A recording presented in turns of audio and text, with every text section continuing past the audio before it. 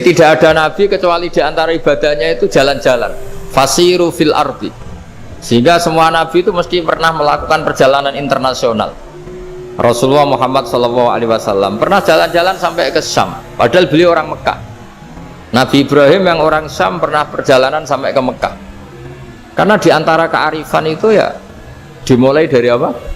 Jalan-jalan tadi. Kamu ngerti orang yang macam-macam. Makanya di antara kebaikan umatku kata Nabi itu siyaha fil ard, sering berkelana, tapi tentu untuk mengambil pelajaran. Atta ibunal abidunal hamidun saihun.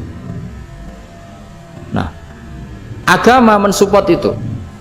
Sehingga kata Nabi, jika ada orang kok sholat qobliyah, ba'diyah semuanya di masjid, sama Nabi ditegur, la taj'alu buyutakum kuburan, rumah kamu jangan jadikan kuburan, harus dapat jatah apa? Sholat. Kata ulama, kalau ada orang sering sholat di satu titik, itu ditegur, kamu harus ganti titik yang lain supaya saksi bahwa kamu di bumi sholat itu banyak.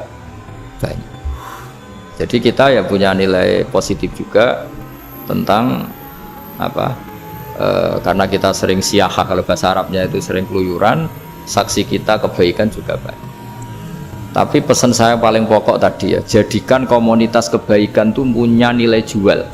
Syukur-syukur fid dunya hasanah wa fil akhirati hasanah. Ya kita bersyukurlah di Indonesia itu. Saya masih ingat kecil saya itu ya sekitar saya umur 15-14 tahun. Setiap mau pergi itu pesannya orang-orang yang sering pergi itu, jangan masuk terminal jam ini, di perapatan ini, karena yang namanya preman itu dulu dominan. Sekarang sampai jam 2 ada orang pakai jilbab, kadang ya orang pakai peci, yang nggak pakai peci pun ke musola sholat terus.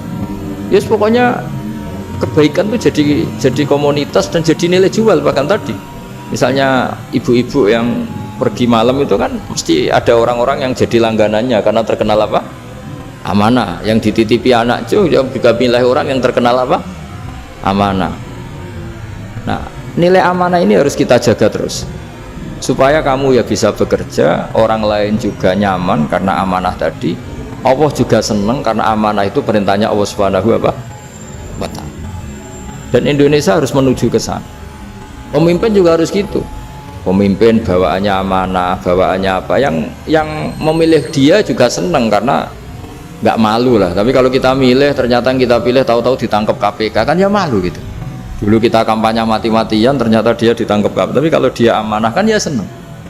Sama kalau tukang apa Grab ketangkep satu karena penodaan atau karena pengkhianatan, yang malu juga semua karena kadang-kadang nanti digeneralisir seakan-akan semuanya seperti itu. Tapi dengan reputasi panjang nggak pernah terjadi apa-apa dalam Grab kan otomatis lainnya juga terangkat. Nah, ini yang dimaksud wa'tamiru bainakum bima'ruf, jadikan kebaikan itu urusan bersama.